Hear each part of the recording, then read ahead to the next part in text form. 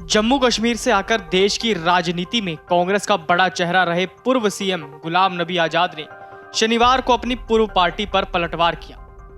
कांग्रेस के पूर्व वरिष्ठ नेता ने कहा कि राजनीतिक प्रतिद्वंदियों से मिलने और बात करने से उनका डीएनए नहीं बदलता है।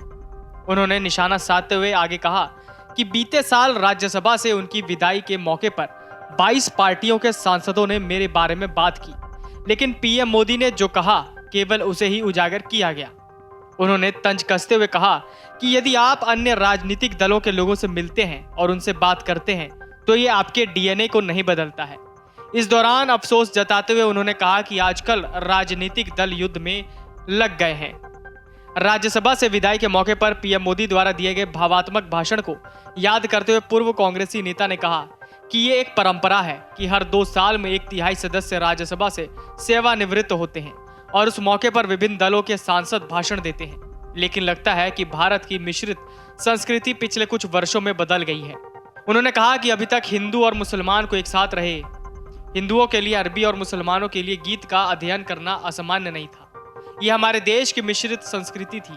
उन्होंने आगे कहा कि इससे पहले दिल्ली के राजनीतिक हलकों में 2 त्योहार मनाए जाते थे, ईद मिलन और दिवाली मिलन। दोनों मौकों पर दोनों पूर्व प्रधानमंत्री अटल बिहारी वाजपेयी जी और इंदिरा गांधी आते थे, लेकिन अब राजनीतिक दल ऐसा व्यवहार करते हैं जैसे वो युद्ध में हैं। उन्होंने निराशा जताते हुए कहा कि दुर्भाग्य से हम सभी विभाजित हैं और ये दुखद है।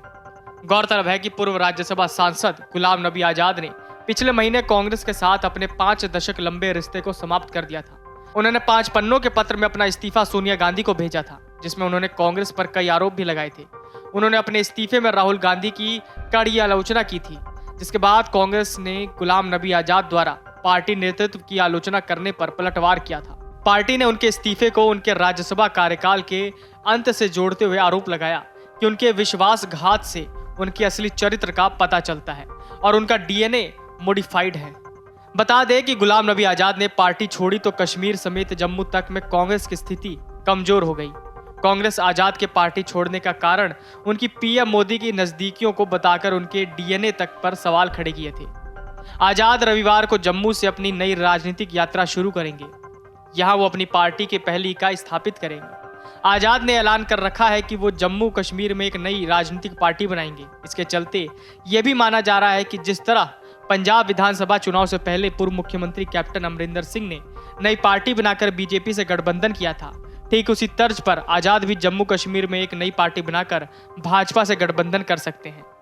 Video desk अमरउजाला.com। डाउनलोड करें अमर उजाला ऐप और पाएं खबरें लगातार। अगर आप ये वीडियो YouTube पर देख रहे हैं तो हमारे चैनल को सब्सक्राइब करें और बेल आइकन को दबाना ना भूलें। अगर आप Facebook पर ये वीडियो देख रहे हैं तो हमारे पेज को लाइक करें।